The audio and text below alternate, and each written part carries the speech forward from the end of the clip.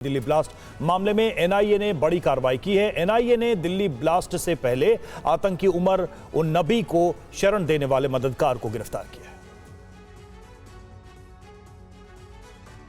दिल्ली के लाल किले के पास 10 नवंबर को हुए एक कार ब्लास्ट मामले में एनआईए ने जांच की रफ्तार तेज कर दी है। जांच एजेंसी को एक और बड़ी सफलता हाथ लगी है। एजेंसी ने फरीदाबाद से एक और अभियुक्त को गिरफ्तार किया है। दिल्ली ब्लास्ट से पहले आतंकी उमर को पनाह देने वाले अभियुक्त को पुलिस ने गिरफ्तार कर लिया है। दिल्ली धमाके से पहले जिस व्यक्ति ने उमर को छिपने की जगह दी थी, उसे सुविधा मुहैया कराई थी, उसे गिरफ्त में ले लिया गया है।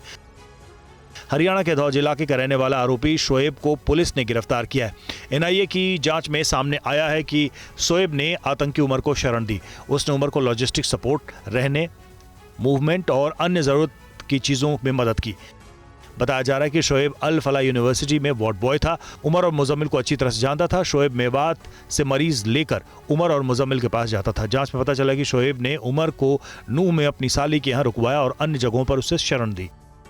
दिल्ली ब्लास्ट मामले में एनआईए ने अब तक 7 अभियुक्तों को गिरफ्तार किया है। जांच एजेंसियां कई राज्यों में छापेमारी कर रही हैं।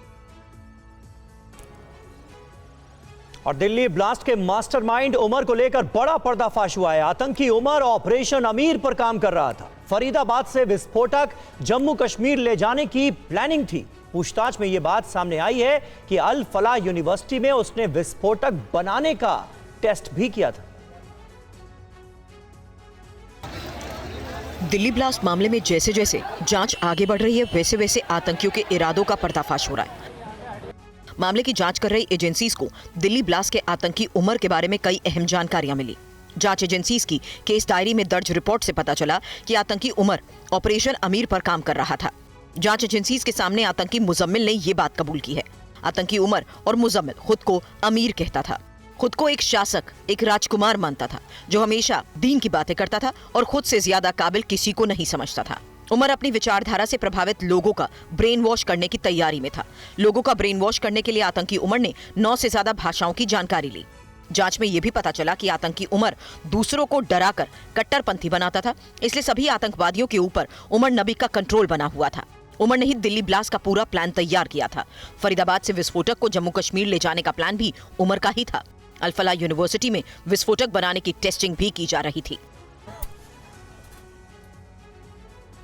हरियाणा के रोहतक में मामला सामने आया है, जहां बास्केटबॉल का पोल गिरने से एक खिलाड़ी की मौत हो गई। यह हादसा कैसे हुआ, इस रिपोर्ट में आपको दिखाते हैं। ये बास्केटबॉल नेशनल प्लेयर हार्दिक थे। हार्दिक की उम्र महज 16 साल थी। सबसे ज्यादा परेशान करने वाली बात यह है कि हार्दिक की मौत उनके ऊपर बास्केटबॉल पोल गिरने से हुई, जो प्रैक्टिस के दौरान उनके ऊपर गिर पड़ा था। घटना का एक सीसीटीवी फुटेज भी सामने आया है, जो रोंगटे खड़े कर देने वाला है। वीडियो में देखा जा सकता है कि हार्दिक एक्सरसाइज के लिए बास्केटबॉल को उछलकर पकड़ता है, लेकिन तभी पोल टूट जाता है और इसकी वजह से हार्दिक पोल के नीचे दब जाता है। कुछ साथी खिलाड़ी दौड़कर उनके पास भी पहुंचते हैं, लेकिन हार्दिक गंभीर तौर पर घायल हो जाता है। पोल सीधे हार्दिक के छाती पर गिरता है, जिससे उन्हें काफी चोट आती है। साथ ही उनके सिर में भी चोट लगी। दरअसल हार्दिक गांव में ही बने प्लेग्राउंड में रोज प्रैक्टिस करने जाते थे। घटना मंगलवार की सुबह करीब 10 बजे की है। हार्दिक रोज की तरह ग्राउंड में बने बास्केटबॉल के कोर्ट पर प्रैक्टिस कर रहे थे।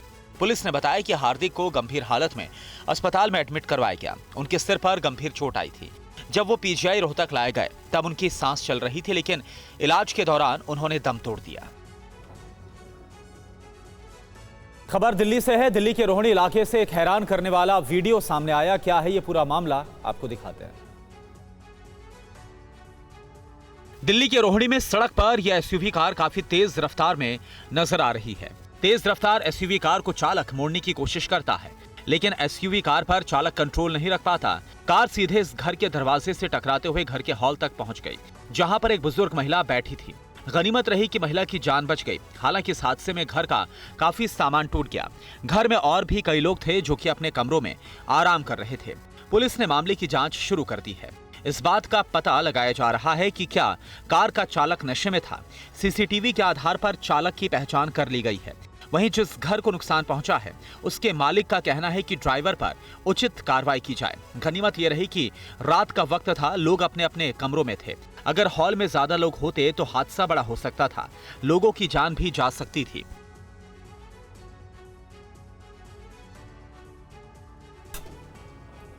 ग्वालियर एयरपोर्ट रोड पर कार से खतरनाक स्टंट करते युवकों का एक वीडियो सोशल मीडिया पर तेजी से वायरल हो रहा है। वीडियो में युवक रात के समय तेज रफ्तार कार से ड्रिफ्टिंग करते नजर आए।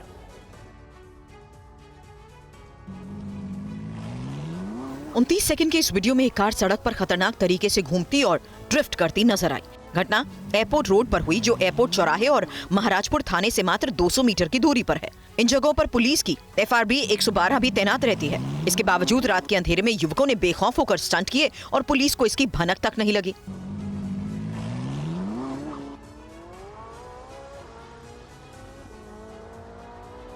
जानकारी के मुताबिक स्टंट करने वाले युवकों ने खुद ही ये वीडियो बनाकर सोशल मीडिया पर अपलोड किया।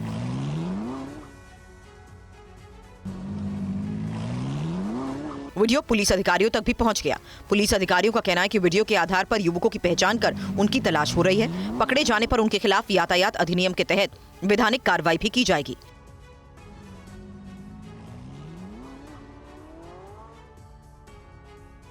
स्टंट का वीडियो मंगलवार को सामने आया। हालांकि घटना 2 से 3 दिन पुरानी बताई जा रही है।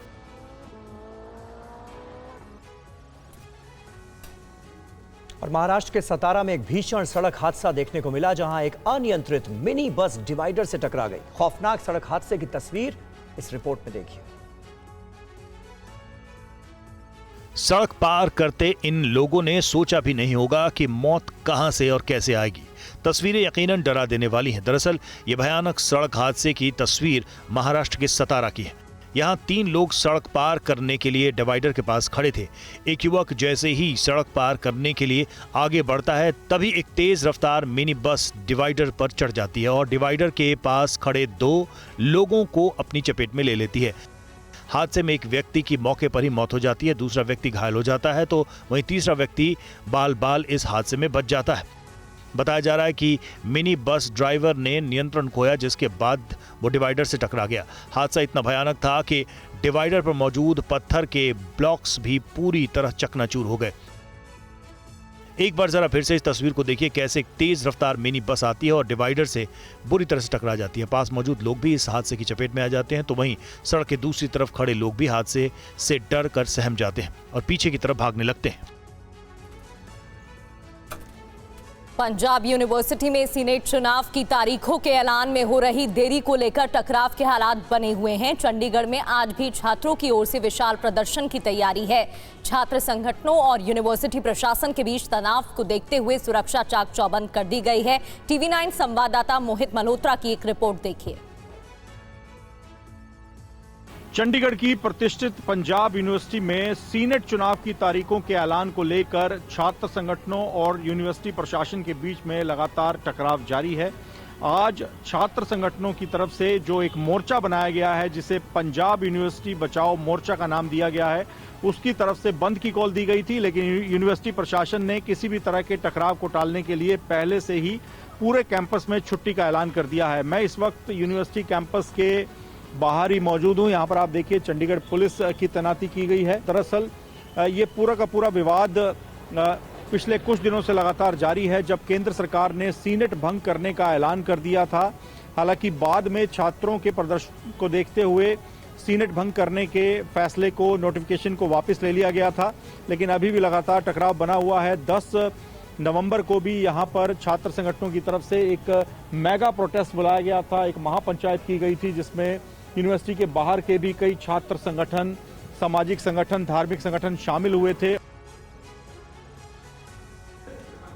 और देखिए मध्य प्रदेश के सीहोर से खबर है। मध्य प्रदेश के सीहोर के VIT कॉलेज में छात्रों ने जमकर हंगामा किया। मंगलवार की रात को छात्रों ने कॉलेज परिसर में बस और कार में आग तक लगा दी। आप देखिए पूरी खबर। छात्रों का प्रदर्शन भोजन और पानी की खराब गुणवत्ता को लेकर है। उनका कहना है कि कॉलेज में घटिया पानी और खाने के कारण कई छात्रों को पीलिया हो गया, कुछ की तो मौत हो गई। 100 छात्र आष्टा, सीहोर और भोपाल के अलग अलग अस्पतालों में एडमिट हैं। जब छात्रों ने आवाज उठाई तो गार्ड ने छात्रों से पिटाई की, चुप रहने के लिए दबाव बनाया। यूनिवर्सिटी में बात करने पर भी कोई स्पष्ट जवाब नहीं दिया गया, जिससे छात्रों का गुस्सा भड़क गया। जब कहीं सुनवाई नहीं हुई तो कॉलेज परिसर में लगभग 4000 छात्र जमा हो गए। जमकर तोड़फोड़ की गई। छात्रों ने एक बस, बाइक और एक एम्बुलेंस को तोड़ दिया। इसके अलावा हॉस्टल की खिड़कियों के शीशे, आरओ प्लांट्स और परिसर के दूसरे हिस्सों को भी नुकसान पहुंचाया। घटना की सूचना मिलते ही भारी पुलिस बल मौके पर पहुंच गया। पुलिस और प्रशासनिक अधिकारियों ने छात्रों से बात कर उन्हें शांत किया। प्रशासन ने छात्रों को उनकी शिकायतों के समाधान के लिए प्रबंधन से चर्चा कराए जाने का आश्वासन दिया है। आज छात्रों और कॉलेज प्रबंधन के साथ संयुक्त बैठक आयोजित की जाएगी।